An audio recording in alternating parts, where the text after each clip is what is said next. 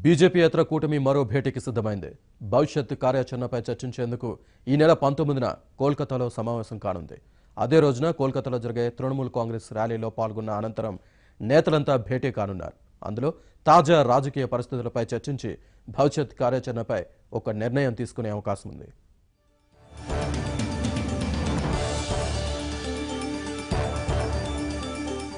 మోదీ వ్యతిరేక పోరులో మరో ముందడుగు వేశాయి విపక్షాలు.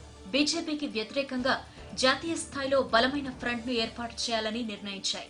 ఇందులో భాగంగా ఒకరోజు పర్యటన కోసం ఢిల్లీ వెళ్లిన ముఖ్యమంత్రి చంద్రబాబు నాయుడు పలువురు నేతలతో సమావేశమయ్యారు. తొలుత కాంగ్రెస్ అధ్యక్షుడు రాహుల్ గాంధీతో ఆయన నివాసంలో గంటపాటు భేటీ అయ్యారు.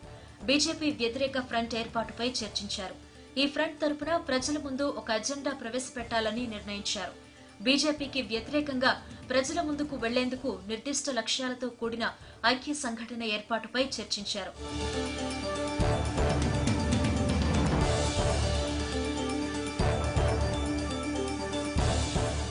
ఎన్నికల తరువాత రాహుల్ గాంధీయే ప్రధానమంత్రి అని డీఎంకే నేత స్టాలిన్, నేషనల్ కాన్ఫరెన్స్ నాయకుడు ఫరూక్ అబ్దుల్లా ప్రకటించిన తరువాత మహాకూటమిపై వివిధ పక్షాల మధ్య ప్రతిష్టంభన ఏర్పడింది.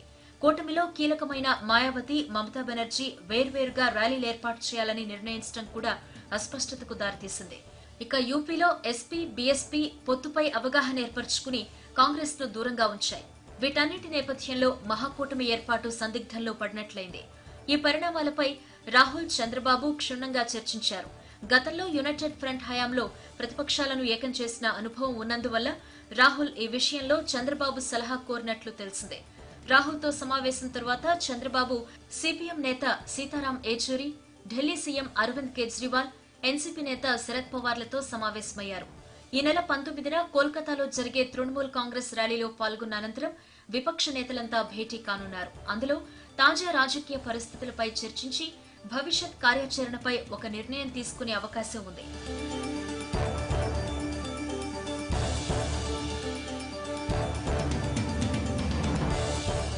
చంద్రబాబు ఢిల్లీ పర్యటన నేపథ్యంలో కాంగ్రెస్ నేతల్లో పొత్తులపై చర్చ మొదలైంది. కేంద్ర మాజీ మంత్రులు పనబాక లక్ష్మి, కిల్లి కృపారాణి మంగళవారం రాహుల్, సోనియాలతో చర్చలు జరిపారు. టీడీపీతో పొత్తు మంచిదేనని, లేకుంటే రాష్ట్రంలో కాంగ్రెస్ ఒక్క సీటు కూడా గెలిచే పరిస్థితి లేదని చెప్పినట్లు తెలిసిందే. టి సుబ్బరామిరెడ్డి, కిషోర్ చంద్రదేవ్, పళ్లం రాజు, కోట్ల సూర్యప్రకాష్ రెడ్డి, చింతామోహన్ తదితరులు కూడా పొత్తుపై సానుకూలంగా ఉన్నట్లు చెబుతున్నారు. అయితే విశ్వసనీయ సమాచారం ప్రకారం ఎన్నికల్లో ఏపీలో టీడీపీ, కాంగ్రెస్ పొత్తు ముఖ్యం కాదని, జాతీయ స్థాయిలో కలిసి పనిచేయటమే ప్రధానమని వారు భావించారు. కాంగ్రెస్ వేరుగా పోటీ చేయాలా, టీడీపీతో పొత్తు పెట్టుకోవాలా అన్న విషయంపై నిర్ణయించాల్సింది చంద్రబాబేనని, ఈ విషయాన్ని రాహుల్ గాంధీ ఆయనకే వదిలేశారు అని కాంగ్రెస్ వర్గాలు తెలిపాయి.